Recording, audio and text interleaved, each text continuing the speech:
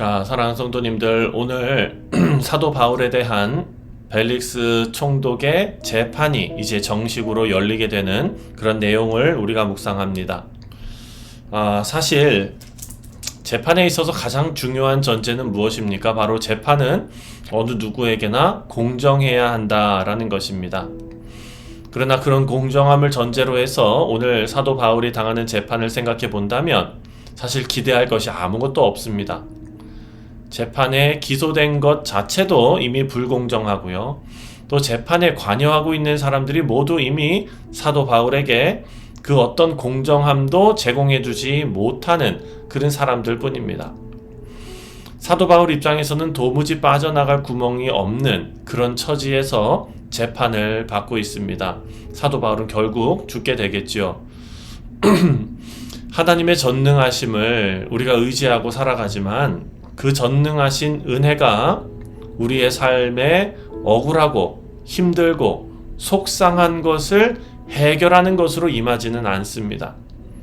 왜냐하면 적용되는 법칙이 다르기 때문입니다. 우리 믿음의 사람들은, 그리스도인들은 그리스도가 아닌 세상이 지배하는 법칙 아래서 잘 되기를 바라지 않습니다. 왜냐하면 하나님의 백성들은 생명의 성령의 법이 우리를 지배하기 때문입니다. 하나님의 원하시는 복음을 전하는 일을 직접 우리가 감당해도 공정한 대접을 받지 못한다는 것이 오늘 사도 바울을 보면서 우리가 알 수 있는 일입니다. 하지만 하나님의 눈으로 보았을 때는요, 그 길은 승리하는 길이고 영광의 길입니다.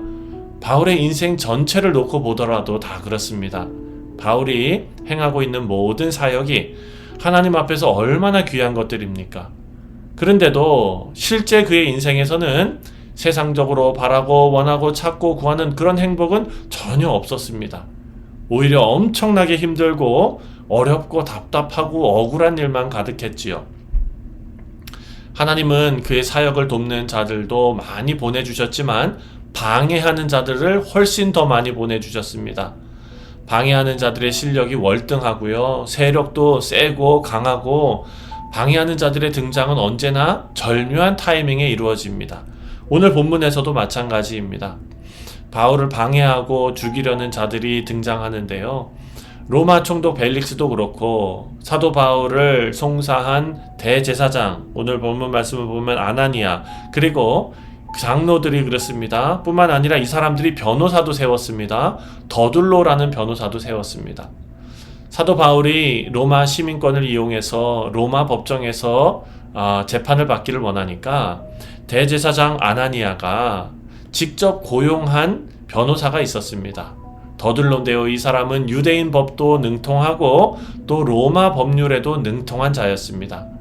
그런 자가 유대 종교 귀족들의 사주를 받고 바울을 로마 법령에 따라서 고소하고 그 재판하는 과정에 개입한 것입니다. 그러면서 이 사람이 어떻게 얘기합니까? 벨릭스 총독, 그 재판을 하는 사람 앞에서 정말 낯뜨겁게 아부하고 있습니다. 3절과 4절 말씀을 보면 벨릭스 각하여 우리가 당신을 힘입어 태평을 누리고 또 이 민족이 당신의 선견으로 말미암아 여러 가지로 개선된 것을 우리가 어느 모양으로나 어느 곳에서나 크게 감사하니이다. 또 이렇게 말합니다. 당신을 더 괴롭게 아니하려 하여 우리가 대강 여짜옵나니 관용하여 들으시기를 원하나이다. 자, 이것이 하나님을 섬긴다고 사는, 하나님으로부터 특별하게 구별되어서 선택받은 그런 사람으로 사는, 그런 민족적인 자부심을 가지고 사는 유대인의 입에서 나오는 말입니다. 너무나 낯뜨거운 말입니다. 로마 총독은요, 곧 자기들을 침공해서 점령하고 있는 로마 정부지요. 그런데 자기들을 침략한 로마 정부에 대해서 어떻게 이렇게 입에 발린 이런 말을 할 수가 있을까? 이유는 하나지요. 민족적 자긍심이나 선민의식이나 자기들의 개인적인 삶을 더, 그런 것보다도 자기들의 개인적인 삶을 더 우선시하는 겁니다. 지금 여기가 좋다는 거지요. 때문에 자기를 지배하고 있는 로마에게까지 얼마든지 입에 발린 소리를 할 수 있는 것입니다.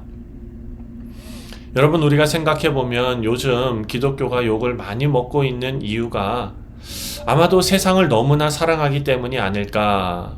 우리 모두는 그런 생각을 합니다. 세상을 사랑하는 것이 너무나 지나쳐서 우리가 믿는 이 기독교의 절대적인 진리까지도 세상적인 가치로 변질시켜 버리는 것은 아닌가. 여러분, 지금 이 세상에서 잘 먹고 잘 사는 것으로 신앙생활의 목표를 삼아 버린다면 우리는 성공할 수가 없습니다. 그러나 하나님은 우리에게 그런 것을 원하지 않으십니다. 오늘 사도 바울을 통해서 보여주시고 있는 것이 바로 하나님의 뜻인데, 여러분 한번 생각해 보시지요. 사도 바울에게는요, 온갖 고통밖에 없었습니다. 죽을 일밖에 없습니다. 하지만 사도 바울의 태도를 한번 생각해 보면 자신에게 닥친 고난에 대해서 그 어떤 원망이나 한숨을 쉰다거나 대적하는 것이 없습니다. 그냥 모든 것을 있는 그대로 받아들이고 있습니다. 그 어떤 개인적인 감정이나 원한을 갖지 않는다는 것입니다. 자기를 죽이려고 모함하고 힘들게 하는 상대들에 대해서 왜 미운 마음이 없었겠습니까? 물론 있었겠지요. 하지만 사도 바울의 삶은 이 땅에 국한된 삶이 아니기 때문입니다. 그에게 있어서 삶이라는 것은 이 땅에서의 삶이 아니라 하늘나라 천국 삶이 있었기 때문입니다. 고린도후서 4장 16절부터 18절 말씀을 보면은요, 이런 말씀이 나옵니다. 고린도후서 4장 16절부터 18절에 그러므로 우리가 낙심하지 아니하노니 우리의 겉사람은 낡아지나 우리의 속사람은 날로 새로워지도다.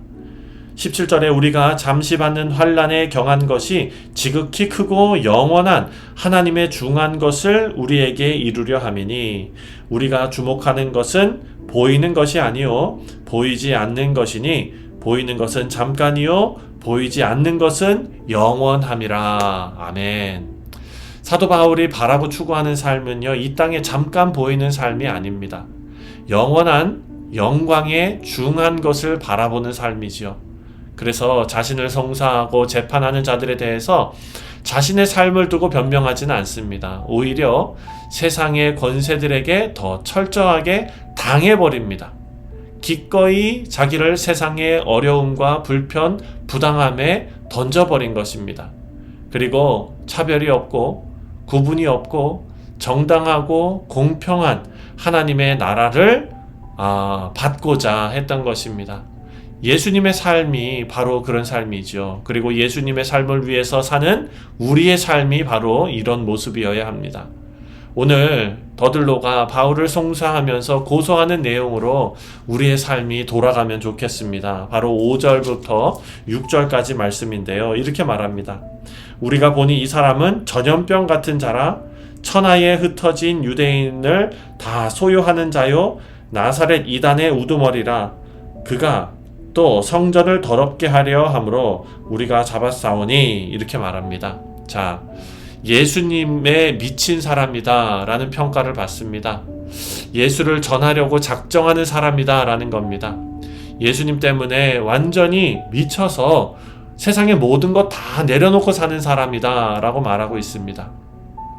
세상에서는 가장 악한 소리겠지요. 하지만 하나님의 앞에서는 이런 얘기는 가장 칭찬의 소리가 아니겠습니까? 하나님께서 우리를 붙잡고 계신다면 나머지 모든 것은 다 포기하고 살아갈 마음이 있는 우리 모두가 됐으면 좋겠습니다. 누구를 미워하고 원한을 갖고 그렇게 살아가는 것이 아니라 그런 미움과 핍박과 고난 속에서도 당당하게 그것들을 지고 나가는 하나님의 은혜가 우리 가운데 있으시기를 주님의 이름으로 축원드립니다. 기도하겠습니다.